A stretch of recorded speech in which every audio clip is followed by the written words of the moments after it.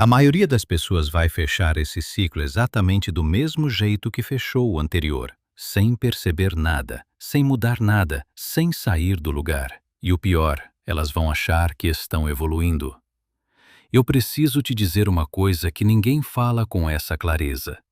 Existe um momento específico na vida de cada pessoa em que o passado e o futuro se comprimem num único ponto.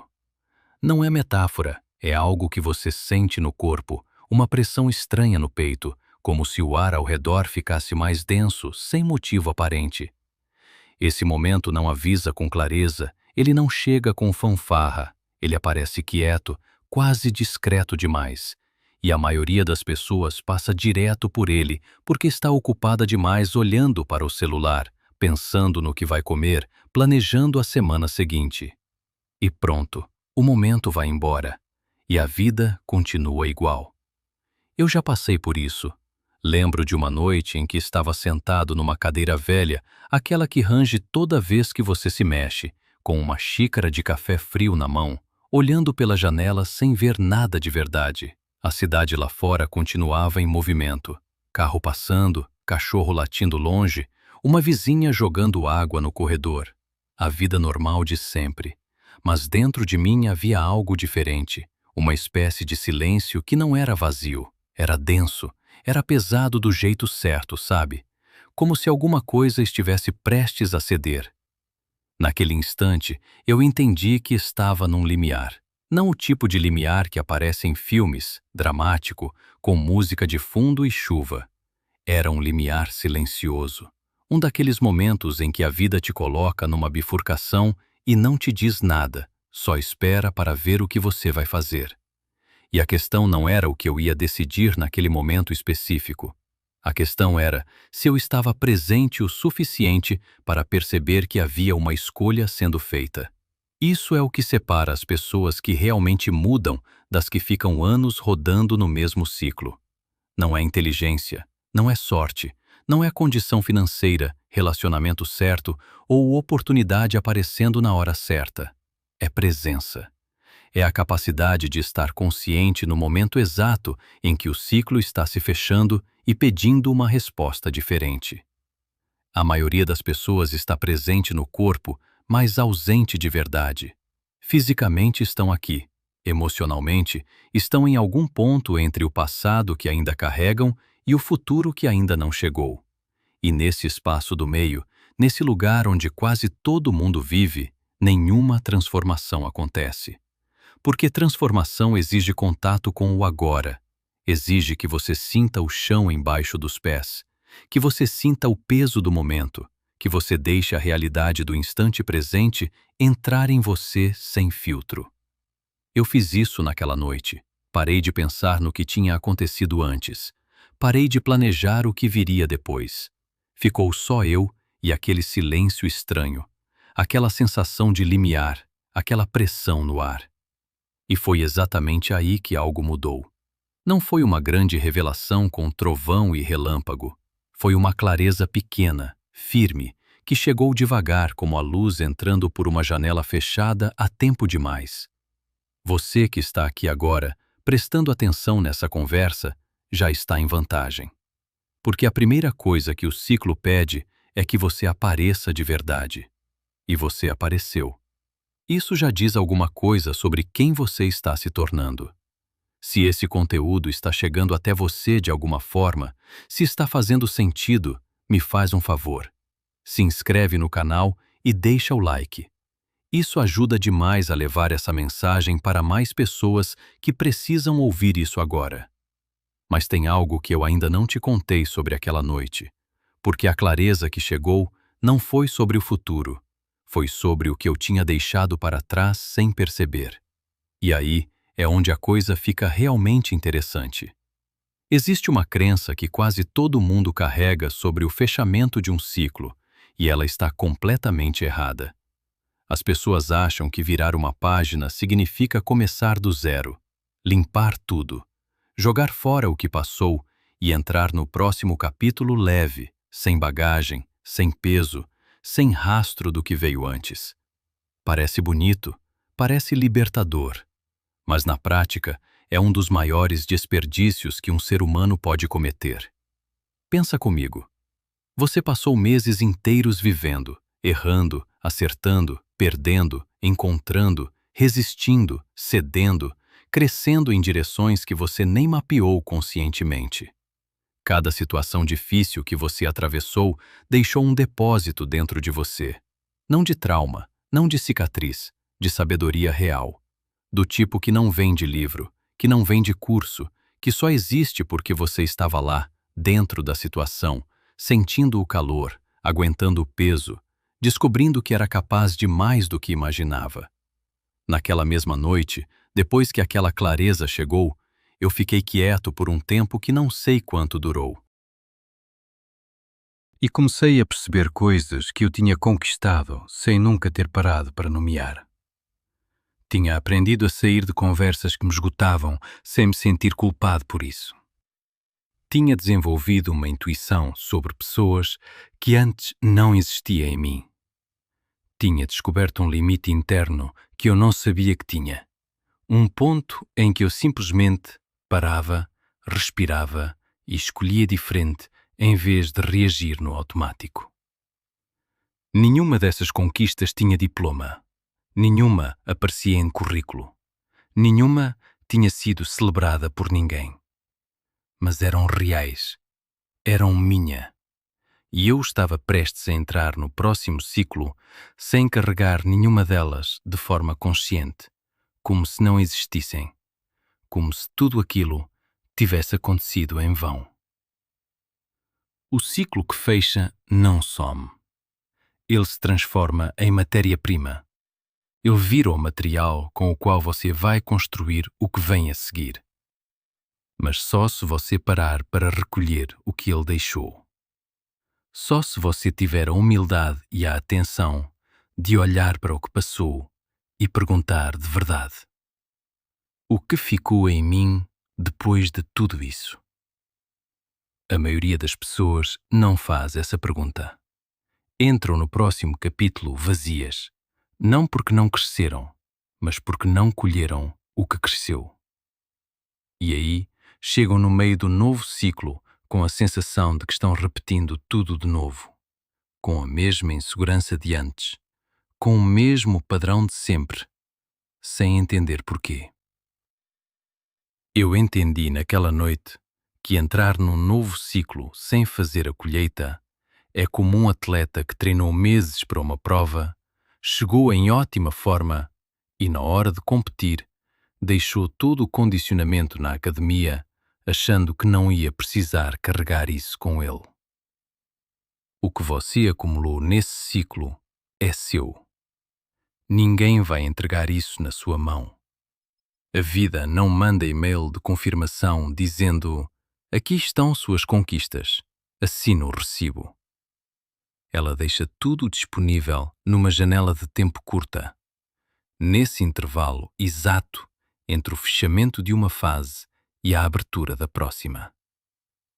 E quem não recolhe nesse momento, entra no próximo ciclo mais pobre do que deveria. Não em dinheiro, em essência. E é justamente aqui que aparece algo que eu não esperava descobrir naquela noite.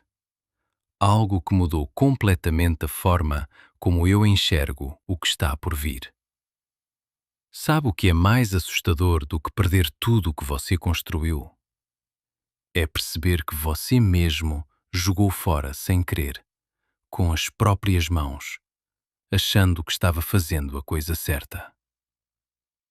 Eu falei antes sobre aquela noite, sobre a colheita, sobre tudo o que a gente acumula num ciclo sem perceber. Mas tem uma parte dessa história que eu ainda não contei. Porque naquela mesma noite, depois de ficar sentado em silêncio por um tempo, eu fiz algo que parecia simples, mas que custou mais do que eu esperava. Peguei um caderno velho que estava na gaveta, aquele tipo de caderno com a capa dura que você compra com intenção e nunca usa, e comecei a escrever. Não uma lista de metas, não um planejamento. Só uma pergunta no topo da página. O que ficou em mim depois de tudo o que aconteceu? E aí eu fiquei olhando para essa pergunta por uns 10 minutos, sem escrever nada. Porque a resposta honesta não era fácil. Não era aquela resposta bonita que a gente dá quando alguém pergunta como foi o seu ano. A resposta real era bagunçada, incompleta, cheia de coisas que eu nunca tinha nomeado em voz alta. Comecei a escrever devagar.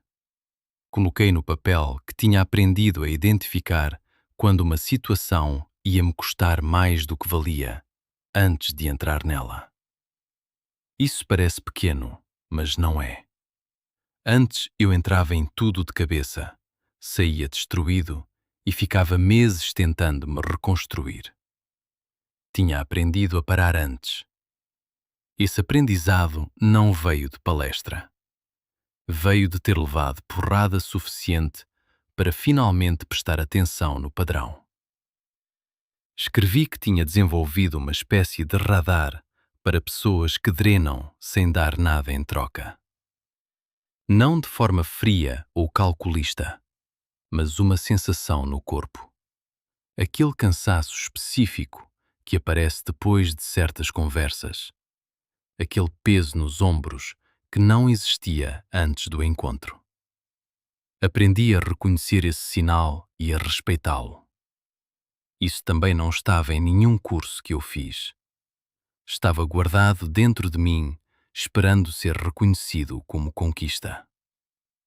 Quanto mais eu escrevia, mais eu entendia o tamanho do que estava prestes a desperdiçar. Porque tudo aquilo que eu estava colocando no papel naquela noite era ouro real. Era o tipo de coisa que a maioria das pessoas carrega sem saber que tem. Como alguém andando com dinheiro no bolso, sem nunca ter enfiado a mão lá dentro. E aí eu entendi o que a colheita realmente significa. Não é nostalgia. Não é olhar para o passado com saudade. É um ato consciente e deliberado de recuperar o que é seu antes de virar a página. Porque o que não é reconhecido conscientemente não desaparece. Ele só fica enterrado. E enterrado, ele não te serve. Ele fica lá embaixo, inerte, esperando o momento que talvez nunca chegue. A pessoa que entra num novo ciclo sem fazer essa colheita não começa do zero com leveza.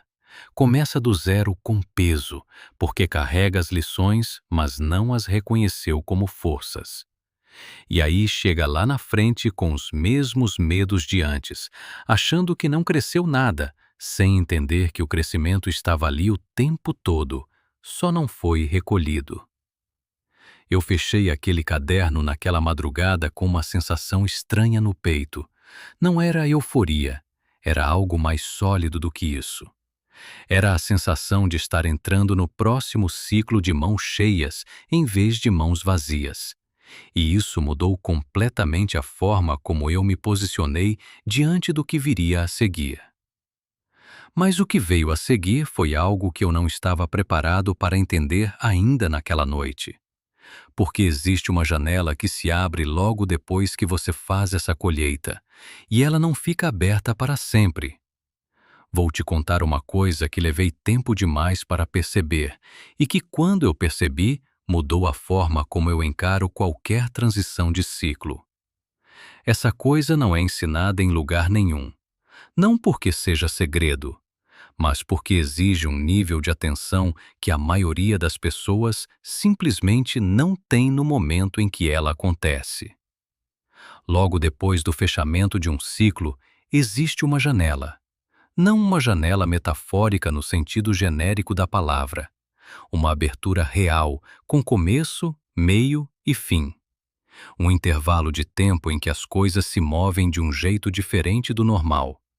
Conexões que levariam meses para se formar aparecem em dias. Clareza que você ficou buscando o ano inteiro chega de manhã cedo, sem você ter pedido. Decisões que pareciam impossíveis de tomar, de repente ficam óbvias, simples, quase banais de tão evidentes. Eu vivi isso. Depois daquela noite com o caderno, nas semanas seguintes, algo mudou no ritmo das coisas ao redor. Não de forma mágica, não de forma inexplicável, mas de uma forma que eu só consigo descrever como alinhamento. Como se eu tivesse finalmente entrado no mesmo comprimento de onda de alguma coisa que estava tentando me alcançar há meses. Uma conversa casual com um conhecido levou a uma oportunidade que eu não estava buscando. Uma ideia que eu tinha descartado meses antes voltou com uma clareza diferente, como se de repente eu conseguisse enxergar o que faltava para ela funcionar. Uma situação que me travava há muito tempo se resolveu de um jeito simples, quase sem esforço, como se o obstáculo tivesse simplesmente cansado de estar ali. Mas aqui está o detalhe que muda tudo. Essa janela não fica aberta esperando você chegar. Ela reconhece quem está pronto e abre para essa pessoa. E pronto não significa perfeito, não significa sem medos, não significa com tudo resolvido. Pronto significa consciente, significa presente. Significa que você fez a colheita, que você entrou no novo ciclo sabendo o que carrega, que você não está no piloto automático esperando a vida te empurrar. Quem entra nesse intervalo dormindo, distraído, anestesiado pelas mesmas rotinas de sempre, simplesmente não é reconhecido pela janela. Não porque a vida seja injusta, mas porque a janela responde a um sinal específico, e esse sinal só é emitido por quem está de verdade presente no momento da transição. Eu pensei nisso muitas vezes depois. Em quantas janelas como essa eu tinha deixado passar nos ciclos anteriores? Em quantas vezes eu tinha chegado na virada completamente esgotado, entorpecido, só querendo que tudo mudasse, mas sem ter feito nada para estar pronto para receber a mudança. E a janela tinha aberto, e eu não estava lá. Essa percepção não é confortável, mas é necessária.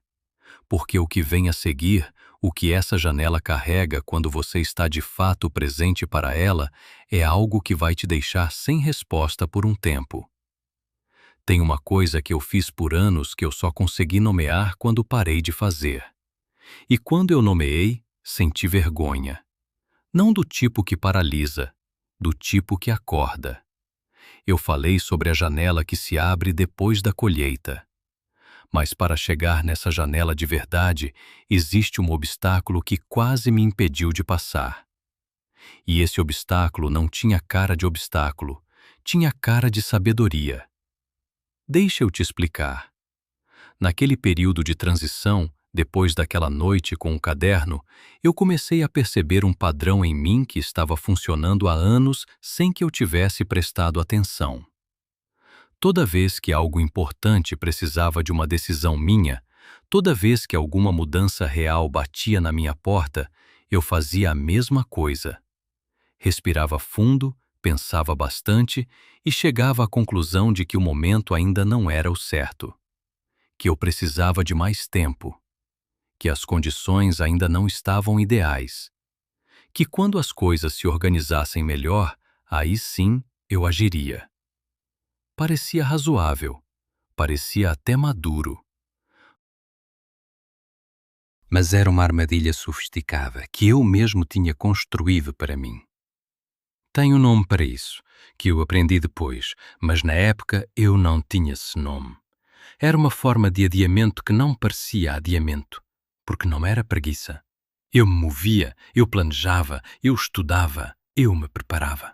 Mas na hora de agir de verdade, na hora de dar o passo que mudaria algo de fato, eu sempre encontrava uma razão convincente para esperar mais um pouco.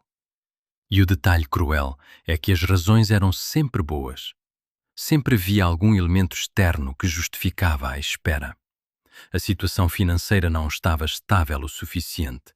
O projeto ainda precisava de mais estrutura. A relação ainda precisava de mais clareza. E enquanto eu esperava essas condições perfeitas, o tempo passava e nada mudava de verdade.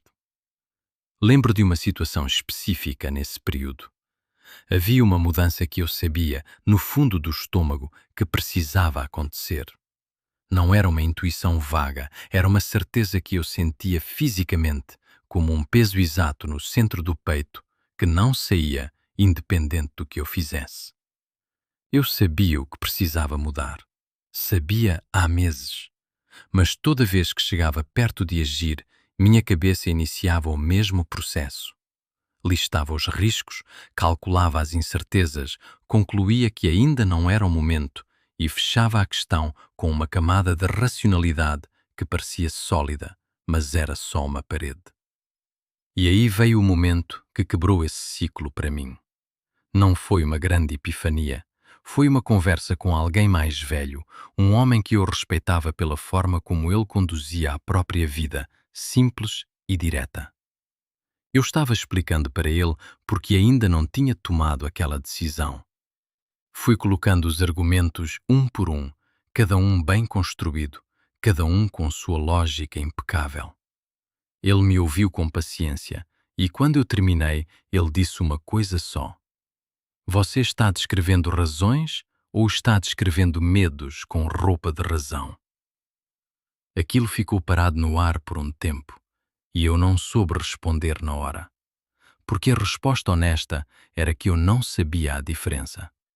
Tinha passado tanto tempo usando a inteligência para justificar a inação que tinha perdido a capacidade de distinguir uma coisa da outra. Isso é a procrastinação que ninguém chama pelo nome certo. Não é a preguiça de não começar, é o refinamento constante das justificativas para não agir. E quanto mais inteligente você é, mais perigosa ela fica. Porque a mente inteligente constrói argumentos irrefutáveis para qualquer coisa, inclusive para a própria paralisia. O que eu descobri depois, aos poucos, é que a alma não funciona no mesmo idioma que a lógica. A alma não manda planilha, não manda análise de risco. Ela manda uma pressão, uma inquietação, um peso que não sai.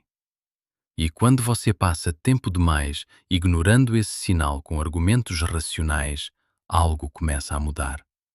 Não na sua situação, em você. E é exatamente aí que começa a parte mais difícil de tudo que eu vivi nesse processo. Tem uma perda que acontece devagar, sem aviso, sem barulho. E quando você percebe, ela já foi longe demais. Não é a perda de uma oportunidade, de um relacionamento, de um emprego. É a perda de uma parte de você mesmo. Depois daquela conversa com aquele homem, eu comecei a prestar atenção de um jeito diferente. Comecei a observar o que acontecia dentro de mim quando um impulso claro aparecia e eu não respondia a ele. E o que eu encontrei foi perturbador. Tinha uma época em que eu sentia aquele tipo de certeza que te move. Aquela vontade genuína que chega de manhã com força, que faz você levantar com energia antes do alarme tocar, que coloca uma clareza no olhar que as pessoas ao redor percebem sem você dizer nada. Eu lembrava dessa sensação, mas naquele período ela estava cada vez mais rara. No começo eu achei que era cansaço, que era fase, que ia passar quando as coisas externas se organizassem. Mas quando comecei a observar de verdade, percebi que não era cansaço, era ilusão. Cada vez que um impulso real tinha chegado até mim e eu não tinha respondido, algo muito sutil tinha saído junto. Não dramático, silencioso, como uma vela que vai baixando a chama sem que ninguém sopre, só pelo desgaste natural de estar acesa sem ser alimentada. E o mais assustador não era que os impulsos estavam sumindo, era que eu estava ficando menos sensível a eles. Como alguém que passa tempo demais num ambiente barulhento e vai perdendo a capacidade de ouvir sons baixos. O sinal estava lá, mas minha capacidade de captá-lo estava enfraquecida pelo hábito de ignorar. Lembro de uma manhã nesse período em que acordei e fiquei deitado por um tempo, tentando sentir alguma coisa. Não tristeza, não alegria, não vontade de nada específico. Só tentando sentir aquela faísca que eu conhecia tão bem. E ela não veio, não com a força de antes. Veio fraca, distante, como um sinal de rádio interferindo com a estática.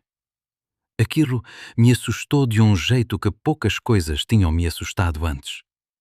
Porque eu entendia naquele momento que não estava só perdendo oportunidades lá fora. Estava perdendo acesso a mim mesmo. Estava me tornando menos responsivo à minha própria vida. Essa é a conta real do adiamento que ninguém te mostra. Não é a conta das oportunidades perdidas, das coisas que não aconteceram, dos projetos que ficaram no papel. É a conta interna. É o embutamento gradual da sua própria intuição. É a distância crescente entre você e o que você sente de verdade. E a reversão disso não é simples, não é rápida. Não é uma decisão tomada num momento de inspiração que resolve tudo.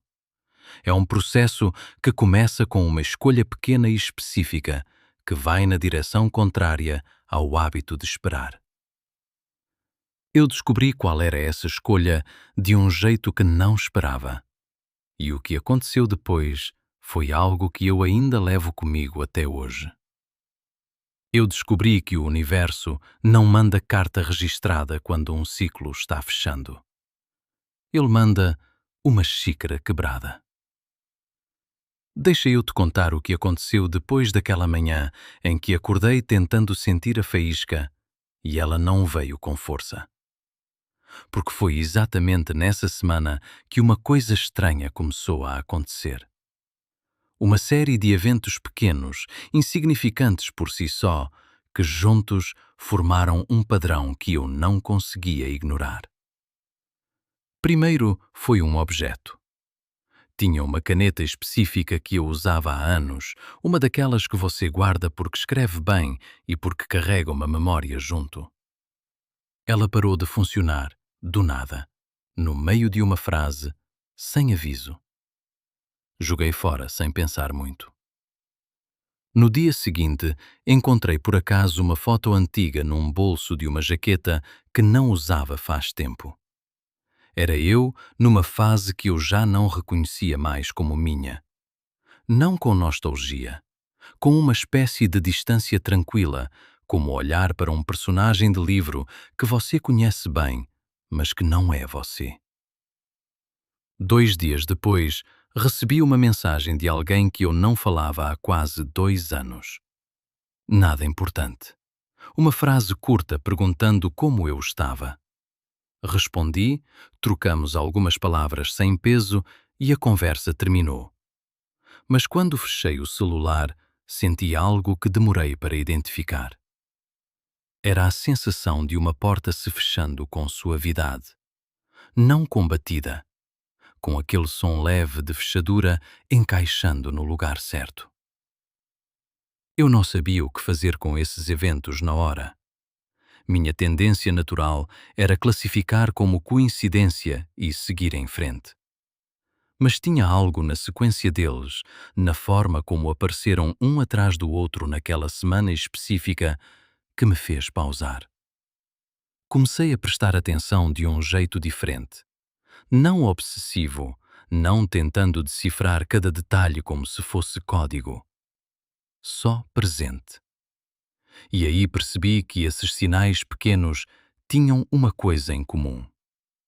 Todos eles carregavam a mesma sensação de encerramento suave. Como se algo que tinha ocupado espaço dentro de mim estivesse gentilmente devolvendo as chaves e saindo pela porta dos fundos. Isso é o que eu chamo de marcador de alinhamento. Não é misticismo. É a percepção de que quando um ciclo realmente fecha, ele deixa rastros físicos no mundo ao redor. Não porque o universo seja um roteirista dramático, mas porque quando você muda por dentro, as coisas ao redor começam a refletir essa mudança de formas que você só nota quando está com a atenção ligada. A caneta que parou de funcionar era só uma caneta, mas ela estava ligada a um hábito mental antigo, a um jeito de registrar as coisas que eu tinha abandonado sem cerimônia. A foto no bolso da jaqueta era só papel, mas ela apareceu exatamente quando eu precisava confirmar visualmente que aquela versão de mim já era passado. A mensagem do conhecido era só uma mensagem, mas ela fechou um capítulo da relação que tinha ficado aberto sem necessidade. Quando você começa a perceber esses marcadores sem forçar interpretação, algo interno relaxa. É como se o corpo entendesse que a transição está acontecendo de forma limpa, que você não está arrastando o passado para dentro do novo ciclo, que a mudança é real e não só declarada. E aí a janela que eu mencionei antes, aquela que só abre para quem está presente, começa a ficar visível. Não de repente, gradualmente. Como quando seus olhos se ajustam ao escuro e de repente você enxerga coisas que estavam lá o tempo todo. Mas existe um estado específico que precisa estar ativo em você para que essa percepção seja possível. E esse estado é exatamente o oposto do que a maioria das pessoas está sentindo nesse tipo de transição. O que eu vou te dizer agora vai contra tudo o que parece lógico quando você está no meio de uma mudança grande.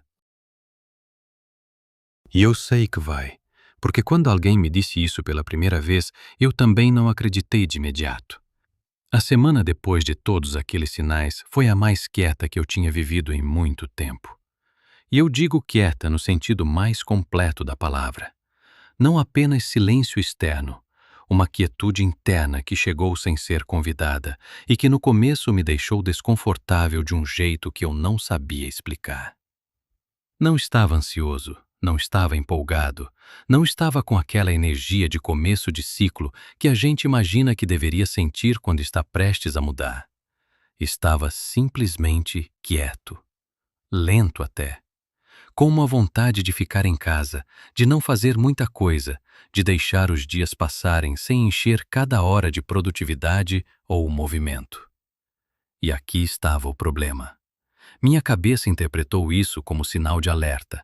Comecei a me questionar se estava regredindo. Se toda aquela conversa sobre colheita e janelas tinha sido só um momento de clareza passageira e que agora eu estava voltando para a estagnação. A voz interna que eu conheço bem, aquela que sempre tem uma crítica pronta, começou a trabalhar. Você deveria estar se movendo, você deveria estar agindo, esse silêncio é a preguiça disfarçada. Mas eu fiz algo diferente dessa vez. Em vez de obedecer essa voz imediatamente, fiquei um pouco mais com a quietude, só observando, sem julgar ainda. E o que percebi foi que esse silêncio tinha uma textura diferente da estagnação que eu conhecia. A estagnação tem peso morto, tem aquela sensação de pântano, de estar preso, de que nada vai se mover. Essa quietude era diferente, era densa, mas viva. Era como a superfície de uma água funda antes de algo grande subir de baixo. Tinha algo se organizando embaixo daquele silêncio. Não eu conseguia ver o que ainda, mas conseguia sentir o movimento, como se ouvisse passos antes de a pessoa aparecer. Aprendi naquele período que o corpo é mais inteligente do que a agenda que a gente tenta impor a ele. Quando algo grande está prestes a se mover na sua vida, o sistema inteiro pede recursos.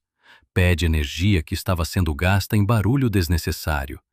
E a forma como ele faz isso é te deixando quieto, mais lento, menos responsivo aos estímulos externos.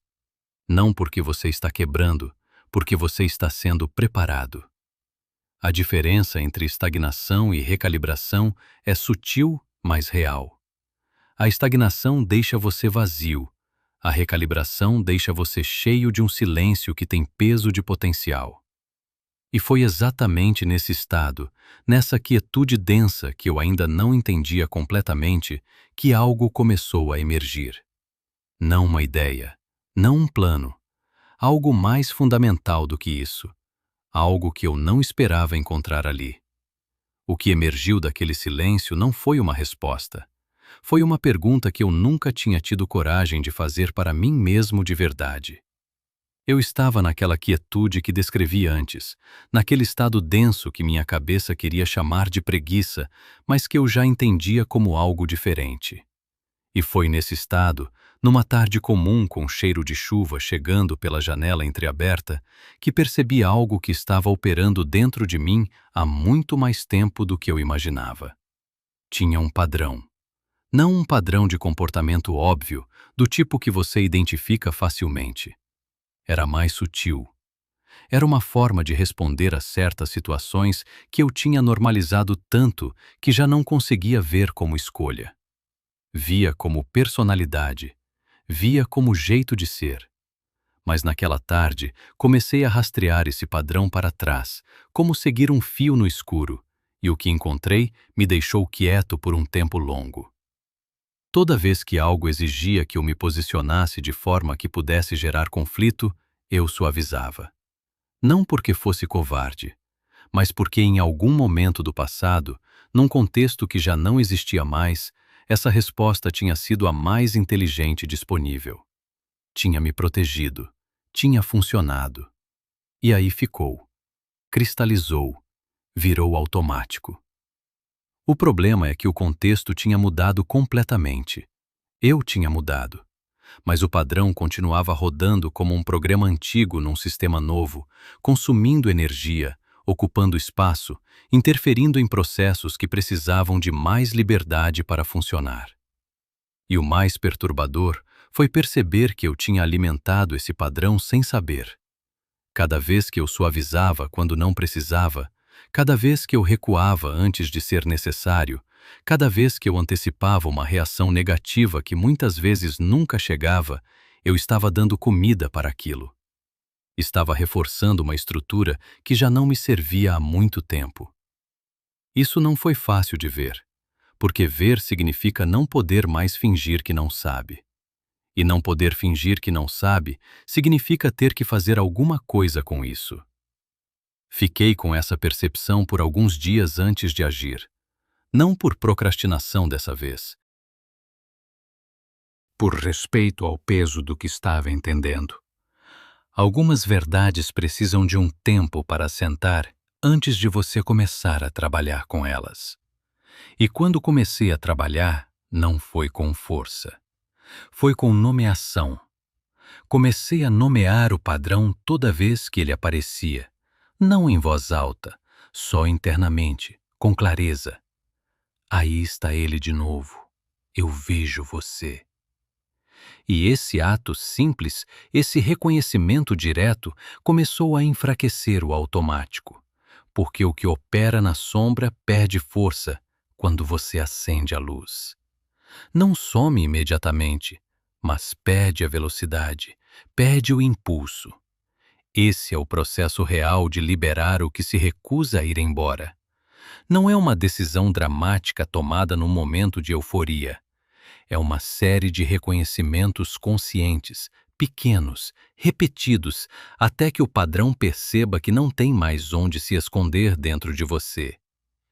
E quando esse espaço começa a se abrir, quando o que estava ocupando o território sem permissão começa a recuar, você sente algo que não esperava sentir. Não alívio imediato. Primeiro vem um desconforto estranho, como quando você tira um móvel pesado de um canto onde ficou por anos e o chão embaixo está diferente do resto da sala. Há um vazio novo que precisa ser habitado de outra forma. Mas logo depois desse desconforto, vem algo que eu só consigo descrever como pressão de expansão. E é exatamente aí que começa a próxima parte dessa história. Existe uma sensação que aparece quando você está crescendo além do espaço onde está, e ela é tão desconfortável que a maioria das pessoas faz qualquer coisa para fazê-la parar antes de entender o que ela significa. Nos dias que se seguiram ao reconhecimento daquele padrão, depois de começar a soltar o que estava ocupando espaço em mim sem permissão, eu comecei a sentir uma agitação que não tinha nome claro. Não era ansiedade no sentido clínico, não tinha objeto específico, não tinha ameaça identificável, não tinha pensamento em loop que eu pudesse interromper. Era uma inquietação difusa, como estática no ar, como aquela sensação antes de uma tempestade, quando a pressão atmosférica muda e o corpo percebe antes da chuva chegar. Eu não conseguia ficar parado por muito tempo. Me levantava, andava pelo apartamento, sentava de novo, me levantava outra vez. Não sabia o que estava procurando. Não estava procurando nada de concreto. Era como se o corpo inteiro estivesse tentando encontrar uma posição que ainda não existia, tentando se acomodar num espaço que ainda não tinha forma definida. Minha primeira interpretação foi que algo estava errado, que eu tinha mexido em alguma estrutura interna que não devia ter mexido e que agora estava pagando o preço. Mas quando parei de lutar contra a sensação e fiquei com ela por um tempo, comecei a perceber algo diferente. A agitação não tinha a qualidade do medo, tinha a qualidade da antecipação. É sutil, mas é real. O medo contrai. Essa sensação expandia. Havia uma pressão para fora, não para dentro. Como se algo dentro de mim estivesse crescendo além das bordas de um recipiente que tinha sido o tamanho certo por um tempo, mas que agora estava pequeno demais. Lembro de ter ficado parado na frente da janela uma noite, olhando para as luzes lá embaixo, e ter pensado que me sentia como alguém que passou anos num quarto que conhecia de cor e que de repente percebeu que as paredes estavam mais perto do que antes. Não porque o quarto tivesse encolhido, porque eu tinha crescido além dele sem perceber quando. Essa é a natureza real da inquietação que precede uma expansão genuína. Não é sinal de que algo está quebrando. É sinal de que algo já cresceu além do que o espaço atual comporta. E a tensão que você sente é o atrito entre quem você se tornou e o tamanho da vida que ainda está vivendo. O problema é que esse atrito dói de um jeito específico. Não dói como dor de machucado. Dói como aquela dor de crescimento que as crianças sentem nas pernas, aquela dor que é sinal de que os ossos estão se alongando. Você sente porque algo está se movendo, não porque algo está se partindo. Mas saber disso na teoria e conseguir viver com essa sensação na prática são duas coisas completamente diferentes. Porque no meio daquela agitação, no meio daquele desconforto sem nome, tinha algo emergindo que eu ainda não conseguia ver com clareza. Algo que estava prestes a mudar a forma como eu me enxergava de uma vez por todas. Eu me olhei no espelho uma manhã e não reconheci a expressão no meu próprio rosto. Não porque eu tivesse mudado fisicamente, porque havia algo nos olhos que eu não sabia nomear ainda, algo que não estava lá antes e que me deixou parado na frente do espelho por mais tempo do que eu planejava. Vou te contar o que estava emergindo naquela agitação que descrevi antes. Porque o que apareceu não foi uma ideia nova, não foi um plano, não foi uma motivação vinda de fora. Foi um reconhecimento. E reconhecimentos desse tipo têm um peso específico que é diferente de qualquer outra coisa. Eu tinha passado semanas naquele processo. A colheita, os sinais do ciclo fechando, o padrão que nomeei, a quietude, a agitação. Cada etapa tinha deixado algo diferente em mim. E naquela manhã, na frente do espelho, com a luz fria do banheiro e o barulho distante da rua lá embaixo, eu percebi que estava olhando para uma versão de mim que tinha sido construída ao longo de tudo aquilo. Não era uma versão que eu tinha criado naquele momento. Era uma versão que já existia dentro de mim há um tempo considerável. Formada por cada escolha difícil que eu tinha feito, cada padrão que eu tinha reconhecido e começado a soltar, cada momento em que eu tinha ficado presente quando minha tendência natural era escapar. Essa versão estava lá, completa, esperando. E o estranho foi perceber que eu conhecia essa versão. Não como fantasia, não como projeção de quem eu queria ser. Conhecia como alguém que você passa a vida cruzando em momentos específicos e que sempre deixa uma impressão mais sólida do que o encontro justificaria. Eu tinha tocado essa versão em flash, em momentos em que algo funcionava com uma fluidez que surpreendia até a mim. Em conversas em que eu dizia exatamente o que precisava ser dito, sem hesitar. Em decisões que tomei sem precisar de validação externa e que se provaram certas. Esses momentos não eram acidentes, eram visitas. Eram essa outra versão de mim mostrando que existia, que estava disponível, que estava esperando uma abertura maior para entrar de vez. E ali na frente do espelho, naquela manhã comum, entendi que a abertura tinha chegado. Não com fanfarra, com uma clareza simples e direta que não precisava de explicação elaborada. Eu estava pronto para parar de ser visitado por essa versão e começar a habitá-la de forma permanente. Mas aí veio a pergunta que mudou tudo. Se essa versão já existe dentro de mim, se eu já a conheço, se já toquei nela múltiplas vezes, o que está entre mim e ela? O que é essa distância que persiste? O que é essa porta que abre em flash, mas não fica aberta? A resposta não veio naquele instante.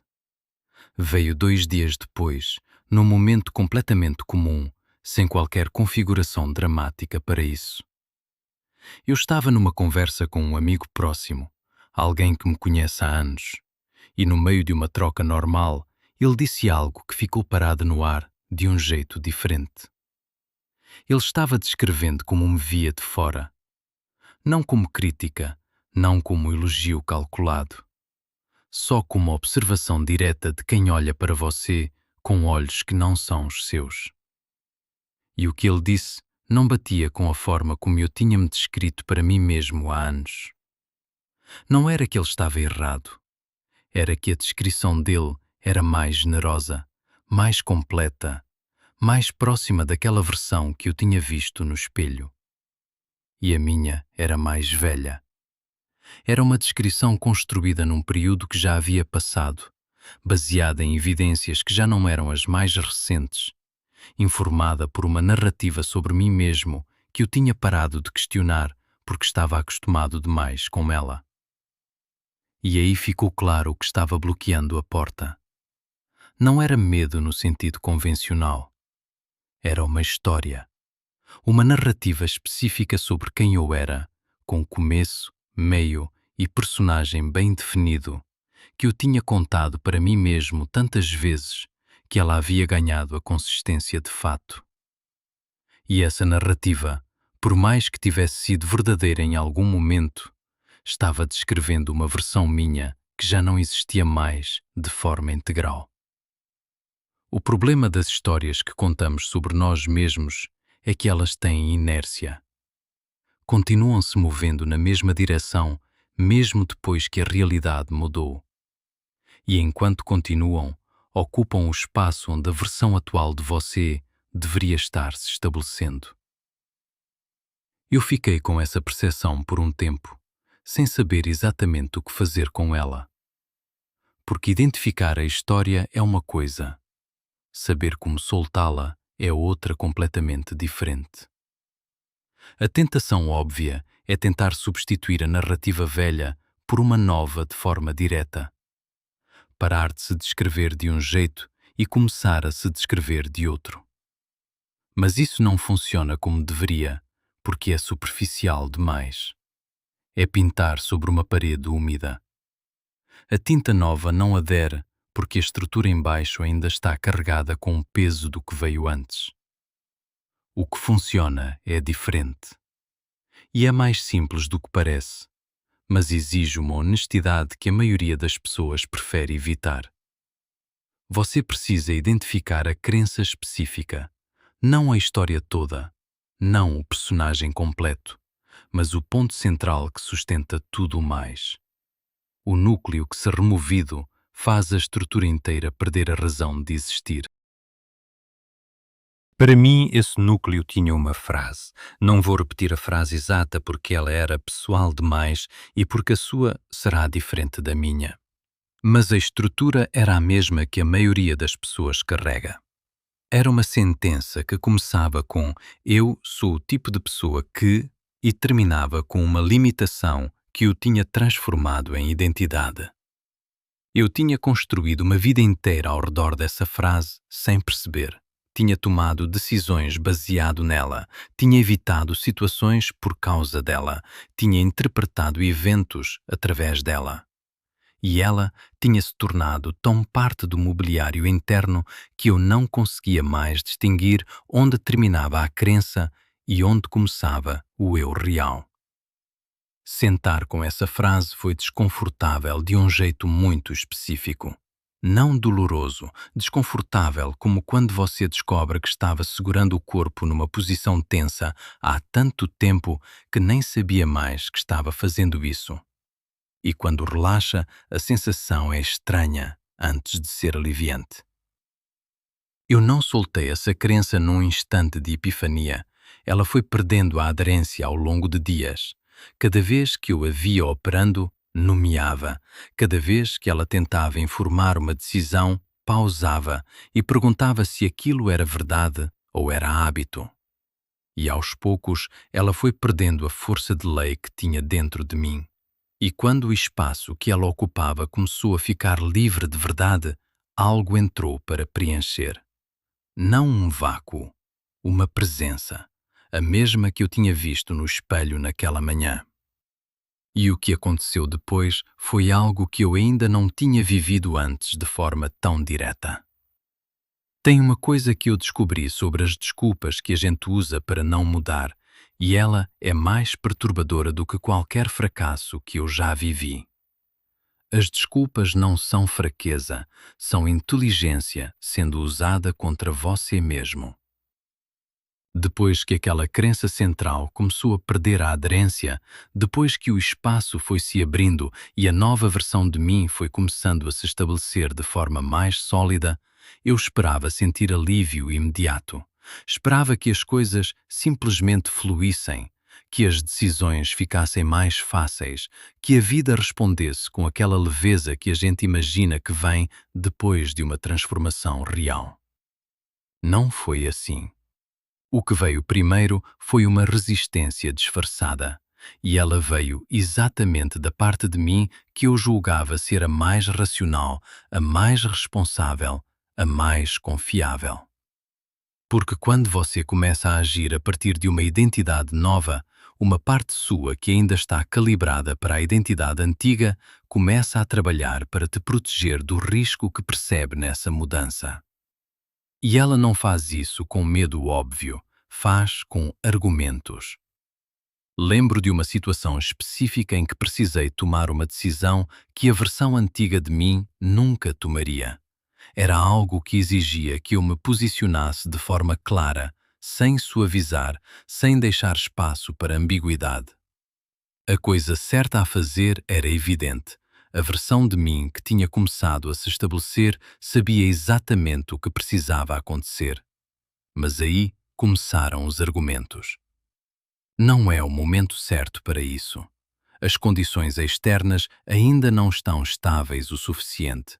Você pode esperar mais um pouco sem perder nada. Talvez existam informações que você ainda não tem e que mudariam sua perspectiva. Cada argumento era tecnicamente plausível. Cada um tinha uma lógica que você poderia defender numa conversa.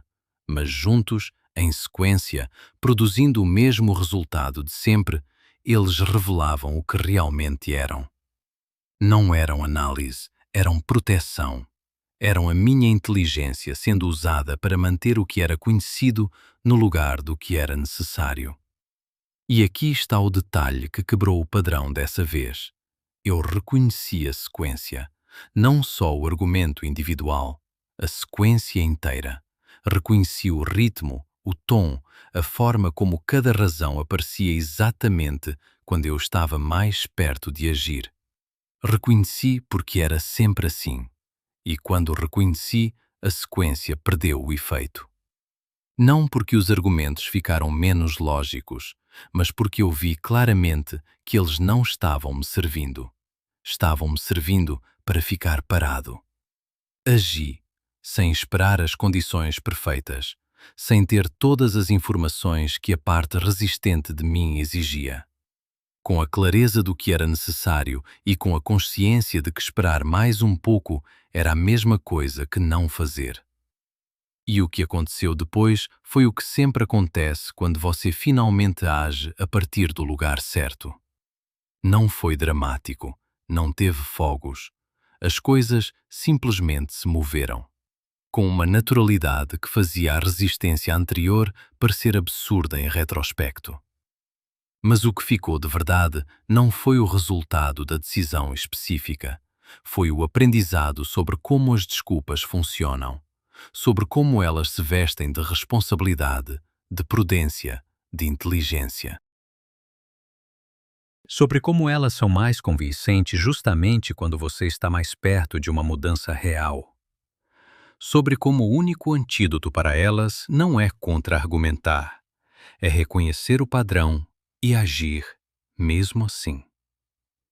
Porque no fundo a vida não é travada pela falta de capacidade, é travada pela sofisticação das razões que construímos para não usar a capacidade que já temos.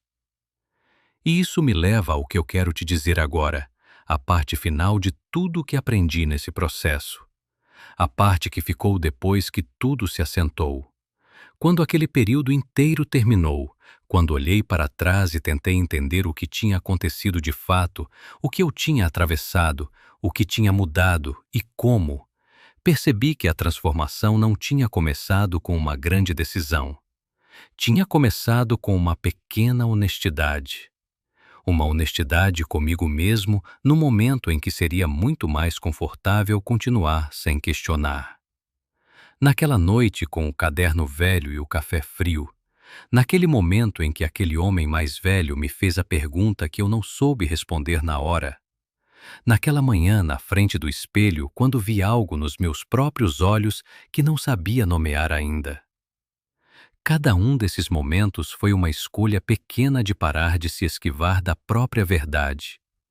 E cada escolha dessas criou o espaço para a próxima. E a próxima criou o espaço para a que veio depois. Não uma transformação de uma vez, uma sequência de micro-honestidades que juntas mudaram a direção de tudo. Eu penso nisso quando vejo pessoas esperando o momento de ruptura, o evento dramático, a virada clara que vai separar o antes do depois. Porque na minha experiência esse momento existe, mas ele raramente tem a forma que a gente espera. Ele costuma ser pequeno, quase insignificante de fora. Uma pergunta que você faz para si mesmo numa noite comum. Um espelho que você para de evitar. Uma frase de alguém que você deixa entrar em vez de bloquear com o argumento pronto. A transformação de verdade não chega com estrondo. Ela chega com uma honestidade que você escolhe ter no momento em que ninguém está olhando, em que ninguém vai te cobrar se você escolher a mentira mais confortável. E é aqui que eu quero chegar com tudo o que contei até agora. Porque cada parte dessa história, da noite com o caderno até a decisão que tomei sem esperar as condições perfeitas, teve um fio em comum. Um único elemento que esteve presente em cada virada real que aconteceu. Não foi motivação, não foi disciplina, não foi planejamento ou estratégia ou momento certo. Foi a disposição de ser honesto comigo mesmo antes de ser honesto com qualquer outra pessoa. Isso parece simples, e é simples, mas simples não significa fácil. Porque ser honesto consigo mesmo de verdade significa estar disposto a ver o que você tem preferido não ver. Significa reconhecer os padrões que você tinha transformado em personalidade. Significa nomear as crenças que você usava como identidade. Significa admitir que algumas das suas razões mais convincentes são suas formas mais sofisticadas de ficar parado. E o momento em que você escolhe essa honestidade, mesmo sem saber para onde ela vai te levar, é o momento em que o próximo ciclo começa de verdade. Não quando o calendário vira, não quando as condições externas melhoram, quando você para de se esquivar do que já sabe. Isso é o que ficou, isso é o que carrego. E se tem uma coisa que eu quero que fique em você depois de tudo que compartilhei aqui, é que a versão de você que está esperando não está longe. Ela está exatamente atrás da próxima honestidade que você ainda não teve coragem de ter. Agora eu preciso te fazer uma pergunta.